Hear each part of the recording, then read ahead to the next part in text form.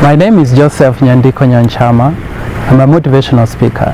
I speak mainly on personal development because I've realized that people live and fulfill life. So I set up a mission which is to transform the latent energy of the Kenyan people and others in the rest of the world into active energy to enable them live a fulfilled life. That is how I wish to live personally. That is how I envision my legacy, because I want to be judged to be a man of high yield, both in life and death. What about you, friends? And before you tell me what about you, or before I tell you what you need to do, I wanted to tell you a bit more about what I do or what the company I'm associated with do. Firstly, we teach people on all areas of their skills. We motivate them because they have great potential under them. How I got this particular energy or motivation to teach people is the influence I got from my mother. My mother used to do simple acts, simple statements that she used to make. But once I have grown up, I've started to live backwards to understand the impact of those simple acts. When I thought about them, they really perplexed me. But before I tell you about my mother's lessons that I learned, which I call the life lessons of my mother, let me tell you a very brief story. In the old Chinese Empire, if you are invited to dine in a rich family, you will show respect to your host by tossing chicken bones over your shoulders to the floor.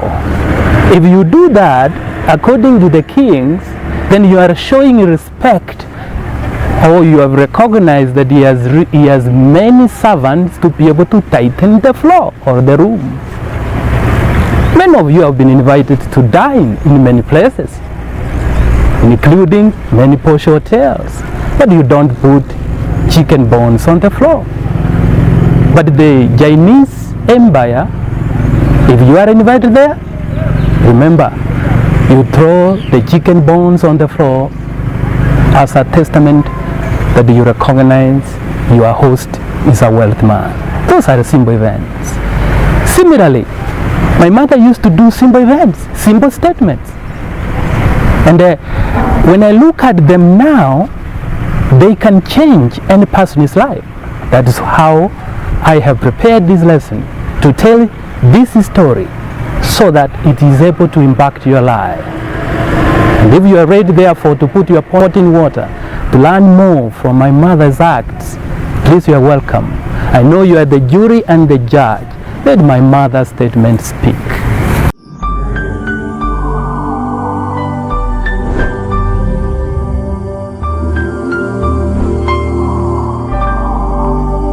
One day, I came home. I found my mother spreading wimbi outside our house. She spread the wimbi very fast and she went back to the house. Because you know, ladies in the village are very busy with the house chores. What surprised me as a child was, I saw a lot of birds feeding on the wimbi of different colors, different species. What perplexed me though was, where did the birds come from? I didn't know where the birds came from. Under ordinary situations, you never see the birds. What did I learn from that episode? You never know the number of birds in your neighborhood until you put the birds' feeds outside your house. That is the moral of the story. You never know as a person what you are capable of doing until you put your dreams to test. Remember, it is only dreams that can move the soul of a man. If you know that, and you focus yourselves on the dreams that you have in your heart, your life will change. One person said, if you deny soldiers water, they will be dehydrated and slow the pace to attack the enemy. If you deny a child a bread, he will cry. But if you deny people dreams, they will die. In fact, when I think of this aspect of dreams, it reminds me of something that took place in 1944. In 1944, a man called Martin Luther Sr. went to see Dr. Benjamin Elijah Mays in his office. With him was a little boy, 14 years old. He told Mays to teach his son on how to dream. Dr. Mays was surprised because, as far as he was concerned, Martin Luther Sr.'s son was a genius. Then he said, "Senior, how can I teach a genius on how to dream?" Martin Luther Sr. insisted, and they said, "Doctor, please teach my boy how to dream." Then Mays gave in, and they said, "I respect your request, Senior." And they told the boy, "Boy, I want to teach you 4 lessons. But for our case, let me tell you 2 of them which are relevant to our stories." He told him 2 key issues which I want to share with you. He told the boy, it is not a calamity to die with your dreams unfulfilled, but it is a calamity not to dream. It is not a disgrace not to reach to the stars because they are far away, but it's a disgrace to have no star to reach for. Each one of you, you have a star. You have to strive to reach for it. Please live your dream. That's one of the most impactful lessons I learned from my mother.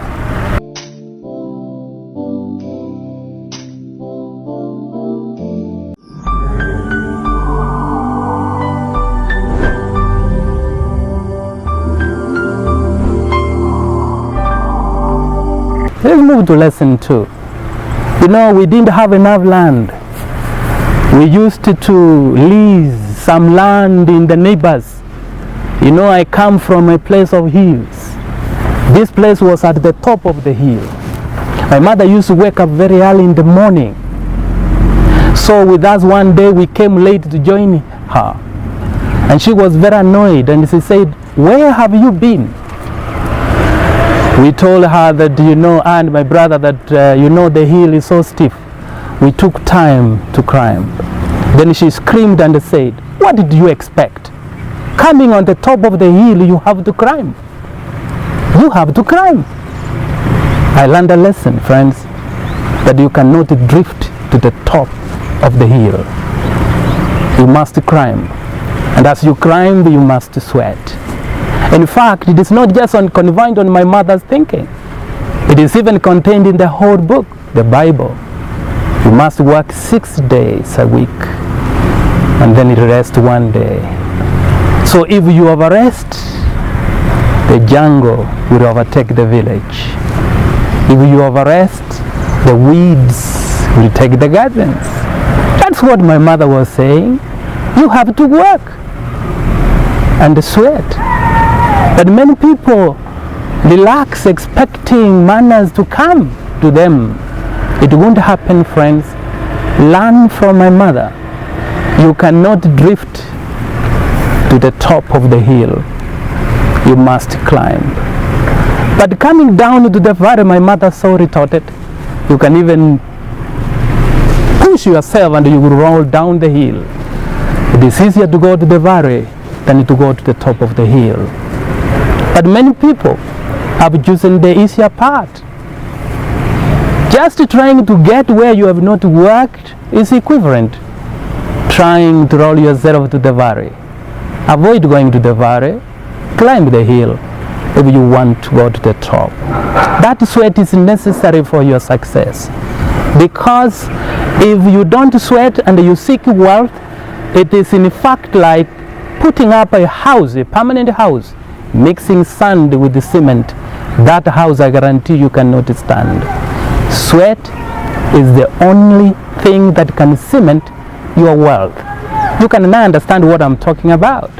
If you are corrupted and get things in corrupt means, it's like putting up a house, mixing sand with cement without water. That wealth will not stand. If you want your children and grandchildren to enjoy your wealth, you must cement it, and that will require a sweat. I learned this one from my mother.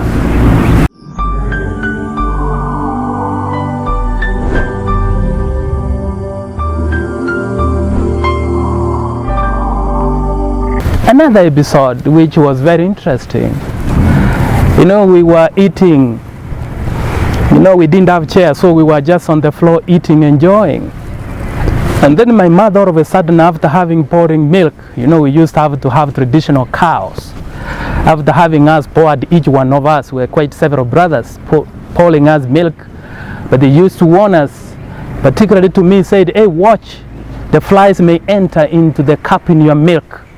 And this would not be very good for you, son. I learned one thing from here. Later, as I grew, I realized that my mother was not talking simply about milk.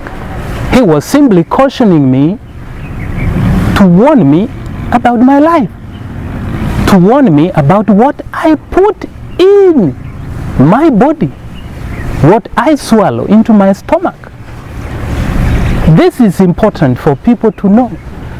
Take care of what gone into your body, because your body is the temple of God. Take care what you take into your mind. In fact, one man once said, stand guard at the door of your mind. Watch what you watch. Watch what you read. Strictly, you must observe what kind of books you read. Your mind is your factory. The factory, if it has to produce premium products, you must put in very quality material. We call them ingredients, quality ingredients. That's what my mother simply was saying. Take care. If you become casual to your life, that's the moral of the story, you will end up in the casualty. All Kenyans, you can learn much from this particular instinct, particularly the youth. Remember, as my mother was cautioning me to watch any fly not to enter in the cup where the milk was, he was simply cautioning me to check what I take in, particularly to the youth. One, take care what you take. Don't drink hard stuff. Your health can be spoiled. Remember, your body is your temple. Watch what you watch on television. Don't watch bad habits which are exhibited from other countries. Those people are in business. They are acting. You take them as a gospel truth and you start to mimic. Please don't. Refrain from watching bad stuff on TV. Watch what you read. As I said, stand guard at the door of your mind and read great ideas.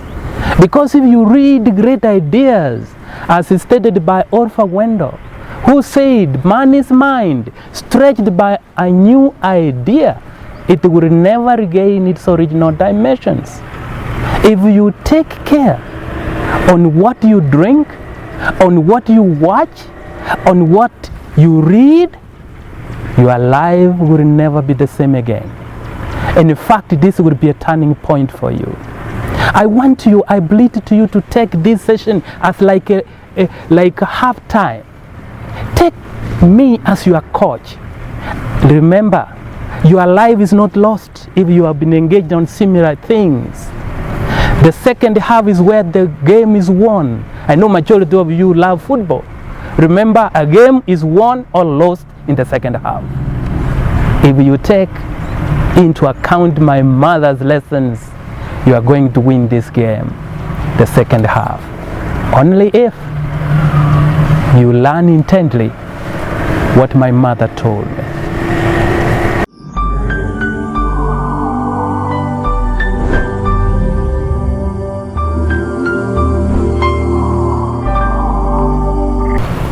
Welcome back to my mother's live lessons. I know you will be really enriched if you pay special attention, particularly to this one. In fact, one day, as I came from school, I found my mother in the kitchen cooking. What surprised me, friends, as you listen here is, in the face of my mother, I witnessed interesting features. She was shedding tears as she was cutting an onion in the kitchen. She was also crying. She was also smiling at the same time. When I asked myself, why is such a combination of this particular behavior in my mother's face? I went to think deeply. What was the symbolic of my mother crying? I realized that the crying came as a result of chopping the onion. You know, when you chop the onion, when it hits you in the eyes, you start shedding tears. I learned something, that this life is like peeling an onion one layer at a time. Sometimes you cry. There are many people who wish that life is comfortable all the time. No, learn from my mother. It is like peeling an onion one layer at a time. It is the onion that was making my mother to cry. And for those who have actually cooked and using the onion, when you cut and the sensation hits your eyes, you shed tears. What was the symbolic of my mother's sweat? It is because of the heat in the kitchen. You know, it was very hot. You know, where in the village there is no much ventilation, so it was very hot, and my mother was sweating, and she sweat because of the heat. And this life, you must experience heat. If something has to come, that heat must make you sweat. And remember, in the earlier episode I talked about again sweat. You can see another issue is arising about sweat. Sweat must be a very interesting component of a lively success. The third aspect, what I saw in my mother's face, was the smile. Why do you think my mother was smiling? When she imagined that her children would enjoy the meal coming out of the onion, out of the cooking she was doing, my mother had no option other than to smile. What is the moral of this story? As you work, you go through turbulent times. As my mother was going through heat moments in the kitchen, onion is hitting her eyes and shedding tears. But remember, when you envisage the future on what will come as a result of you trying to make a meal or to do a business to struggle now, you smile. She was smiling because when she could imagine that her children seated down enjoying the meal which she has cooked, my mother had no option but just to smile. She had imagined seeing her children in the mind, sitting, enjoying the meal. My mother could smile. In fact, this issue of imagination reminds me one of the greatest speakers I just love, Zig Ziglar. He said once that the greatest nation in the world, or the most powerful nation in the world, is not America after all. The greatest nation in the world is your imagination. And that one, my friends, hit me like thunder breaks when I imagined later on what is the meaning of the behavior of my mother in the kitchen. This is a very interesting lesson I learned. Please, I welcome you. Just reflect upon it into your lives, and you will be surprised how you will see relevancy in it, into your life, as we speak now. Just reflect upon it. You will see the great relevance into it.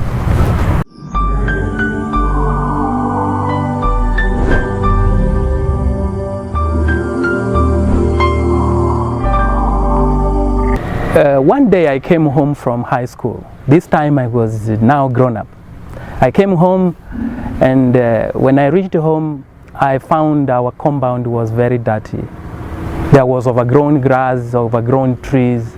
I started complaining before my mother. I said, "You mean there is no one here who could see that the grass is overgrown and cut the grass?" My mother just kept quiet. I continued to complain. All of a sudden I heard a shout at me, "Don't be stupid. What are you talking about? Whom did you expect? That person is you. In fact, you are the first person to arrive here in this homestead, in this month. Did you expect me to go and start cutting the grass?" Oh, this thing hit me. I was very remorseful. I learned something, that if there is something bad that you have seen, the responsibility is yours. I realized I was the person responsible for everything. In fact, I learned that no one can do press-ups for you in a gym. It doesn't matter who you are. It doesn't matter how poor or rich you are. When it comes to reduce your weight, you must personally do the press-ups. This lesson, I learned it, and in fact hit me and changed my life. This particular lesson from my mother is applicable across, from moral leadership, from more employees even in companies. Remember, when you are given a job, view yourself as the managing director of a company called Personal Entrepreneurship Company Limited, with one employee, yourself, and one managing director, yourself. If you want a promotion on the work you have done, you go to the mirror and ask the person you see in the mirror to give you the promotion. And you know, most of us continue to complain. We complain about the government policy. Everything is about somebody. Your failure is about somebody. One person said, in fact, it's Earl Nightingale said, all people are self-made, but only the successful one can admit. It is only the successful people who will say, you know, I am self-made. But failures will always blame someone. And that is why from this complaint, I learned that it is you who is personally responsible for the position you are. Therefore, if you want to change your position, look inward, yourself. Not the government, not the company policy, not anyone. You are personally responsible. This one I learned from my mother. Many people find them complaining every day on everything, government policy and everything. Even from the Bible, you know, the children of Israel, they never reached the promised land because they complained about water, they complained the hardship, they complained. In fact, even God must have cancelled the trip. He must have said the trip cancelled. Because complaint, we call it the cancer of the bone. Most people fail, but they will never admit it. Earl Nightingale said one time, all people are self-made, but only successful ones can admit. The import of this statement is, it is only the successful people you hear, and this one you can bear testimony, who will say, you know, I have built my wealth single-handedly. Proudly saying, they say they are self-made. They attribute their success to their personal effort. In fact, some of them, personally as a Christian, I know if I have to succeed, I attribute my success to God. But many attribute their success to their personal effort. But what do their failures do? They blame someone else. They blame government. They can blame the parents. They can blame the brother. In fact, they will never admit that they are personally responsible for the state they are in. But I learned this one from my mother. I will never blame anyone. If there is any failure that is within me, then I need to look inward. And this is what I want to advise fellow Kenyans and people listening to me across the world. That if we want to progress, if you want to progress, don't look outward, look inward.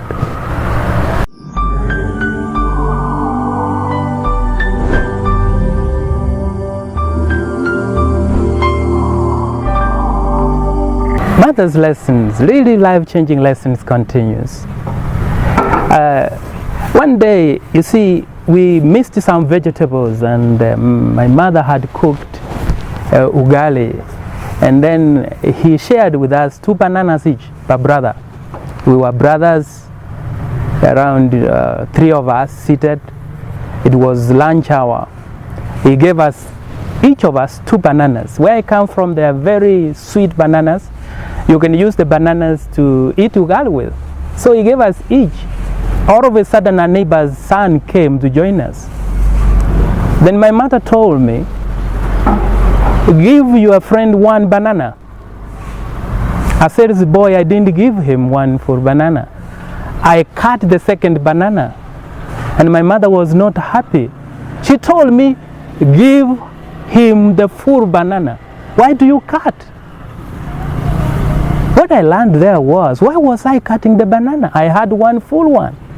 In fact, my mother was trying to teach me about service. You must serve others. He was teaching me about giving. When you give in good faith, do not be selfish. And you find that many things that happen in life is as a result of people wanting to take everything.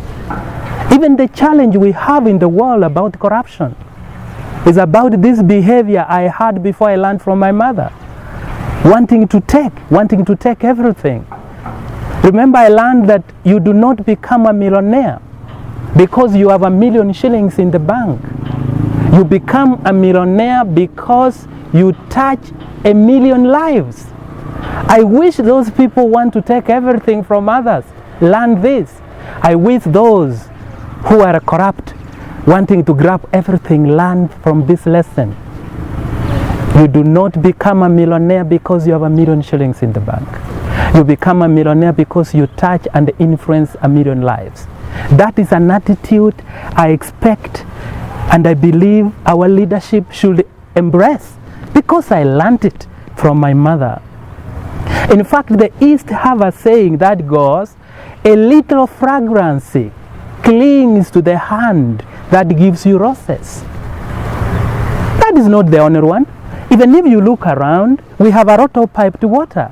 We usually say a pipe that passes water through never gets rusty or thirst. That one I learned from my mother. To serve, to give is the essence of living. In fact, even if you go to the back in the wildlife, look for example the elephant.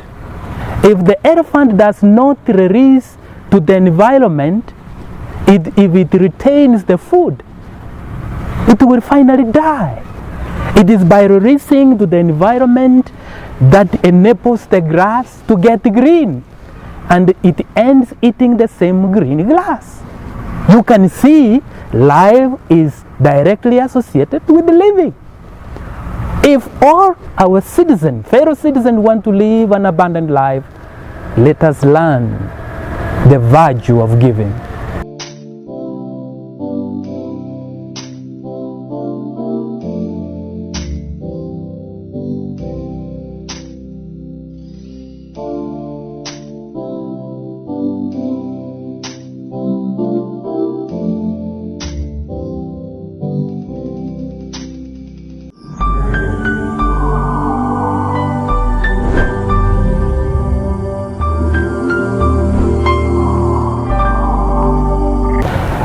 I think my mother expired in 1998. That means that I didn't have opportunity to learn anymore from her abundant life. Nevertheless, I thank God that she gave her to us. She taught us many things. At the time we were burying her, I was surprised that I continued to learn. Although it was my last lesson, but I was perplexed by what I saw.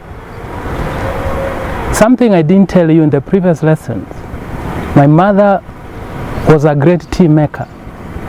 In fact, if she had opportunity to be cited by the big hotels, maybe she could work as a chief chef. Particularly, she was very good in making tea.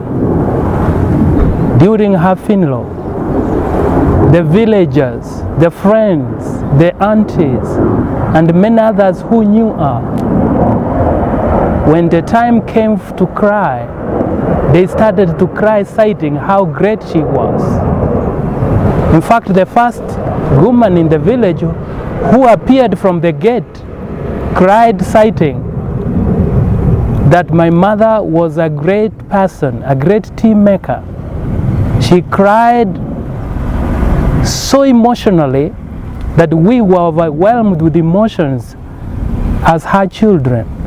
I witnessed my brothers and sisters bend their heads and remove the handkerchief from their pockets, and they started to rub out tears. The second woman came.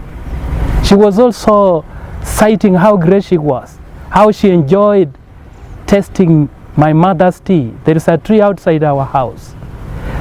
She pointed there and said, that is the tree where we used to sit and enjoy your great hand of making tea, and it used to trickle down deep into our nerves.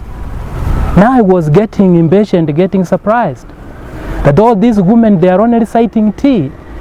No one came to the podium to console us. I bent to my brother. I asked him, all these women are interested in my mother's tea. The third one came. That was a young lady, probably must have been a college student. She cried so poetical, citing that she has passed through school and she has not come across a cook who cooks tea like that one of my mother. Now I was facing reality, the reality of life. In fact, I learned that it is true what Norman Caston said: the greatest tragedy in life is not death, but what you let die inside of you while you live. No wonder no one of these people were crying bothered about my mother, because she was lying in the casket someplace. They were all worried, where would they benefit from the great talent and skill inside my mother, because she expired with it. Since then, friends, I learned a great lesson, and the lesson is, deep within you lies slumbering powers that could astonish you more than you thought you possessed. There are many people walking around with great talents that if they exploited can catapult their lives into a level that they never imagined to attain. One great speaker, Zig Ziglar, said, we were designed for accomplishment, engineered for success, and endowed with the seeds of greatness. Yes, my mother had great seeds of greatness. Yes, including you. The seeds that you have inside of you, if you were aware of it and have a glimpse to them, you will be surprised. In this regard, please join me to learn this great lesson. In fact, sometimes when I think about them, I get overwhelmed with emotions. Which teacher can teach you? Even in her death, she continues to teach you. This one I experienced from my mother, and I thought I must tell the story. Please, all of you, wherever you are, there is something that God puts inside of you. Because before God created you, He finished something for you to accomplish. And you must identify that something. My mother identified her skill of making tea. What is yours? There are many challenges facing people. Many of them. People continue grappling, complaining every time. I think after listening to this particular lesson, the life lesson of my mother, I believe you are going to change your perspective about yourselves, because the success is within. I wish you get across the book I call The Acres of Diamond, and read how one man wandered across the world looking for diamond, later only to discover the person who leased this land. He found the diamond at this backyard. The person who left finally committed suicide and threw himself into the ocean. But the one who leased this land where there was diamond continued to enjoy the fortune. How do you develop your skill? There's one person I love, though he passed on. Jim Rohn. He says if you work hard on your job, you make a living. But if you work hard on yourself, you make a virgin. I think what he meant was, if you can work hard to bring out the best out of you, you will see virgin. Not just a virgin, alley of virgins. Please, take notice of all the lessons you have learned from my mother. Reflect upon them. If you do in good faith, your life will be the change. Will never be the same again. I feel this one, a minute after this one, as your second half, you're gonna win the match. Now, you may ask yourself now, where do we get all these timeless principles of success? We operate a trust we call LEAP Trust. LEAP Trust means Learning Annex Program Trust. If you contact us, you will be able to learn timeless principles of mentorship. Maybe you have a challenge, and we have a website. Personally, I have a website, josephnyonchama.com. You'll be able to read numerous articles, pasting some of the writings on my mother's principles that I have learned from her and many other great leaders. Learning on my articles is not confined on just ordinary people. Even great men and women who serve in society, in the country and across the globe, can learn from these articles. And if you do, your mind will change. I still repeat what Alpha Wender said. Man's mind stretched by new idea will never regain its original dimensions. Please, the life is short. Learn these principles. Leave a mark on the earth. Because sometimes many people continue to grapple. As Jim Rohn sometimes says, never wish things were easier. Wish that you were better. You can be better by learning these principles. Never wish that there were lesser problems. Wish that you have more skills. You can learn more skills from these timeless principles. Never wish that you have less challenge, but wish that you have more wisdom. You can get this wisdom from learning from our articles, from accessing to us, and from learning from the lessons of life of my mother. Thank you.